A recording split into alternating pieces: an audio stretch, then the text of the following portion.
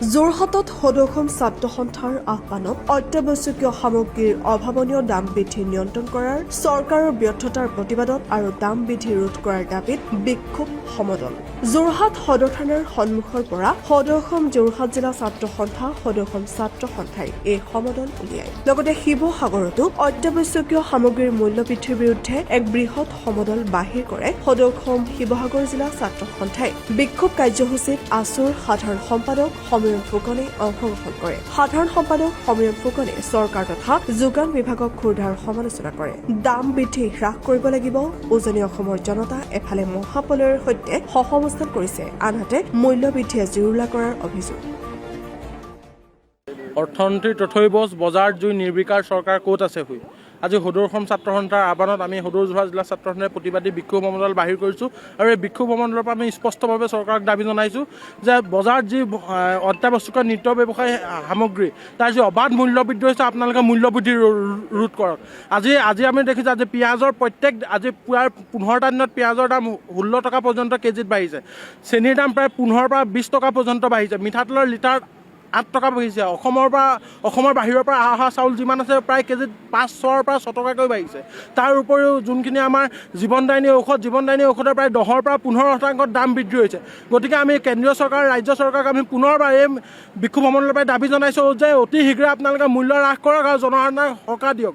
যে বানপানীৰ আপোনালোকে জানে যে ইতিমধ্যে উজনি অসমৰ 3খন জিলাত বানপানীৰ পৰিৱেশ সদৃশ মাৰ নাযাওঁতেই কিদৰে আচলতে মূল্য বৃদ্ধিয়ে মাধমাৰ সুধাইছে আমি দেখিছোঁ। গতিকে চৰকাৰ আৰু যোগান বিভাগ এই যোনটো ব্যাগম যোগান বিভাগ আছে তেওঁলোকক আমি পুনৰবাৰ এই সমদলৰ পৰা পুনৰবাৰ দাবী জনাইছোঁ যে অতি শীঘ্ৰে মূল্য হ্ৰাস কৰক আৰু জনসাধাৰণক সকাহ প্ৰদান কৰক। অসমত যি নিত্য ব্যৱহাৰ্য সামগ্ৰীৰ যি মূল্য বৃদ্ধি হৈছে ই সমগ্ৰ অসমবাসী সমগ্ৰ ৰাজ্যৰ জনতাক মাধমাৰ সুধাইছে।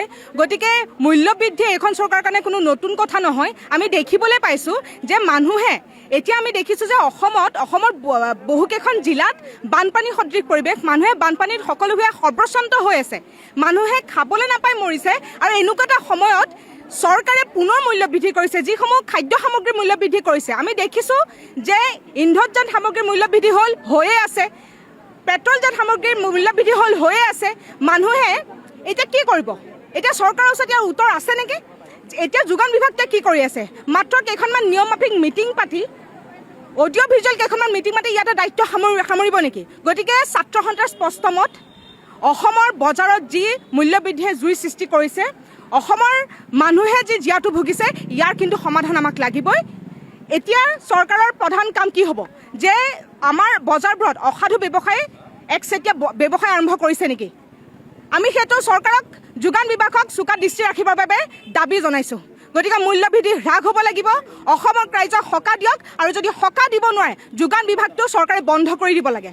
আহ্বানত আজি সমগ্ৰ অসমৰ প্ৰত্যেকখন জিলা সদৰত অত্যাৱশ্যকীয় সামগ্ৰীৰ মূল্য বৃদ্ধি ৰোধ কৰাত চৰকাৰৰ ব্যৰ্থতাৰ প্ৰতিবাদত আৰু শীঘ্ৰে দাম বৃদ্ধি ৰোধ কৰি জনতাক সকাহ দিয়াৰ দাবীত বিক্ষোভ সমদল কাৰ্যসূচী ৰূপায়ণ কৰা হৈছে। সদৌ শিৱসাগৰ জিলা ছাত্ৰ সন্থাই শিৱসাগৰ চহৰৰ বৰ্ডিং খেলপথাৰৰ পৰা এই বিক্ষোভ সমদল বাহিৰ কৰিছে। এটা অংশগ্ৰহণ কৰিছোঁ। দাবী এটাই যে যি সময়ত উজনি অসমৰ ভিন্ন প্ৰান্তত জনসাধাৰণে বানপানীৰ দৰে মহাপ্ৰলয়ৰ সৈতে যুঁজি থাকিব লগা হৈছে, সেইখিনি সময়ত বজাৰত জুই লাগিছে আৰু বজাৰত যি ধৰণে মূল্য বৃদ্ধি হৈছে অত্যাৱশ্যকীয় সামগ্ৰীৰ মূল্য বৃদ্ধি ৰোধ কৰিবৰ কাৰণে যোগান বিভাগ আৰু চৰকাৰৰ যিটো পদক্ষেপ হ'ব লাগিছিল, যিটো বিধি ব্যৱস্থা হ'ব লাগিছিল, এই বিধি ব্যৱস্থা পৰিলক্ষিত হোৱা নাই। যাৰ ফলত জনসাধাৰণে এফালে মহাপ্ৰলয়ৰ সৈতে সহাৱস্থান, আনফালে মূল্য বৃদ্ধিৰে মাধমাৰ সুধোৱা এটা পৰিৱেশৰ সৈতে সহাৱস্থান কৰিছে। এই অৱস্থাৰ পৰা জনসাধাৰণক মুক্ত কৰিব লাগিব। চৰকাৰখনৰ নিৰ্বাচিত এখন চৰকাৰ, গণতান্ত্ৰিকভাৱে নিৰ্বাচিত চৰকাৰখনৰ মূল দায়িত্ব আৰু কৰ্তব্য হ'ল যে জনসাধাৰণক স্বাভাৱিক জীৱন যাত্ৰাৰ সৈতে আগবাঢ়ি যাবলৈ সুযোগ আৰু সুবিধা দিব লাগে। সেই সুযোগ আৰু সুবিধা দিয়াৰ ক্ষেত্ৰত চৰকাৰৰ হুহকা পিছলা নীতি কেতিয়াও গ্ৰহণ কৰা নহ'ব। এই প্ৰত্যাহ্বান আমি চৰকাৰলৈ জনাইছোঁ। আমাৰ এটাই দাবী যে অতি শীঘ্ৰে মূল্য বৃদ্ধি ৰোধ কৰিবৰ কাৰণে চৰকাৰে তাৎক্ষণিক বিধি ব্যৱস্থা গ্ৰহণ কৰিব লাগে। কোনোবাই যদি কলা বজাৰ সৃষ্টি কৰিব খুজিছে সেইসকলৰ বিৰুদ্ধেও কঠোৰ ব্যৱস্থা গ্ৰহণ কৰিবৰ কাৰণে আমি চৰকাৰক দাবী জনাইছোঁ। দাম বৃদ্ধি হ্ৰাস হ'বই লাগিব আৰু যদিহে দাম বৃদ্ধি হ্ৰাসৰ কাৰণে চৰকাৰে তাৎক্ষণিকভাৱে ব্যৱস্থা গ্ৰহণ নকৰে আহিব লগা দিনত জনসাধাৰণক সংগঠিত কৰি ছাত্ৰ সন্থাই প্ৰবল গণপ্ৰতিবাদ গঢ়ি তুলিবৰ কাৰণে আমি বাধ্য হ'ম।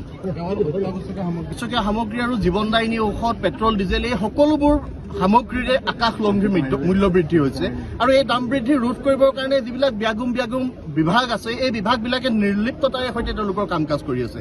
এই নিৰ্লিপ্ত নীতিটো কেতিয়া শেষ হ'ব আমাৰ চৰকাৰলৈ প্ৰশ্ন। এই বিভাগবিলাকক নিয়ন্ত্ৰণ কৰিবৰ কাৰণে চৰকাৰে তাৎক্ষণিক ব্যৱস্থা গ্ৰহণ কৰিব লাগে। জীৱনদায়িনী ঔষধকে ধৰি পেট্ৰল, ডিজেল, ইন্ধনজাত সামগ্ৰী, আন সকলোবিলাক অত্যাৱশ্যকীয় সামগ্ৰীৰ দাম হ্ৰাস কৰিবৰ কাৰণে চৰকাৰে তাৎক্ষণিক ব্যৱস্থা গ্ৰহণ কৰক, অন্যথাই জনসাধাৰণৰ প্ৰবল প্ৰতিবাদৰ সন্মুখীন হ'বৰ কাৰণে দুয়োখন চৰকাৰ সাজু হৈ থাকিব লাগিব।